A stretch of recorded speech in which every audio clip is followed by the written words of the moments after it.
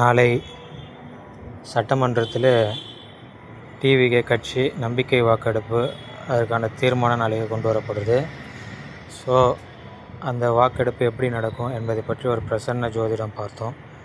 அந்த பிரசன்ன ஜோதிடத்திலே லக்னமாக வந்திருப்பது விருச்சிக லக்னம். லக்னத்துக்கு அதிபதி 6ல் இருக்கார். 10ஆம் இடத்து அதிபதி சூரியன், அவரும் 6ல் இருக்கார்.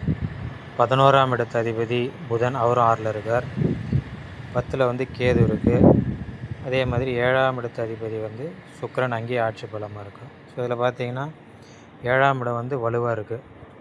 அதே மாதிரி வெற்றியை தீர்மானிக்கக்கூடிய லக்னாதிபதி 10, 11 இவங்களாம் 6ஆம் இடத்துல மறைமுகமாக மறைஞ்சிருக்காங்க. ஸோ எனவே இந்த நம்பிக்கை வாக்கெடுப்பு எப்படி போகும்னா, இவங்களுக்கு இழுபறி கடைசி நிலையில் தான் வெற்றி கிடைக்கும் அப்படின்ற மாதிரியான அமைப்பு இருக்குது. டிவிகேக்கு கடைசி நிலை இழுபறியாக தான் இருக்கும். ஏன்னா 7ஆம் இடத்து அதிபதி வலுவாக இருக்காங்க. லக்னாதிபதியை காட்டிலும் 7ஆம் இடத்து அதிபதி வலுவாக இருக்காங்க. ஸோ மறைமுக வெற்றி, அதாவது இந்த எதிர்கட்சியினுடைய வேட்பாளர் யாருனாவது ஆப்சண்ட் ஆகிறது, கிராஸ் ஓட்டிங் பண்ணுறது, இந்த மாதிரியான நிகழ்வு தான் நடக்கும். அப்படி இருந்து தான் இவங்க வெற்றி பெறுவாங்க. அதே மாதிரி 5ல் சனி சந்திரன் இருப்பதும் நம்ம பார்க்கணும்.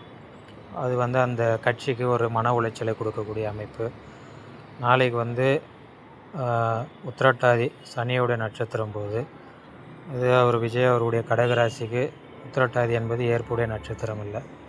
ஸோ எது எப்படியா இருந்தாலும் இது இழுபறிக்கு பிறகு தான் டிவிகேக்கு வெற்றி மாதிரி கிடைக்குது. டிவிகே கட்சி சார்பில் அதாவது கிராஸ் ஓட்டிங், எதிர்கட்சியில் ஏதாவது அந்த எம்எல்ஏக்கள் ஆப்சண்ட் ஆகுது, இந்த மாதிரியான விஷயங்கள் மறைமுகமான வெற்றி அப்படி தான் தோன்றுது. ஸோ இதுதான் இந்த பிரசன்ன ஜாதகம் சொல்கிற நமக்கு தகவல். நாளைக்கு எப்படி போகுதுன்னு பார்ப்போம். நன்றி, வணக்கம்.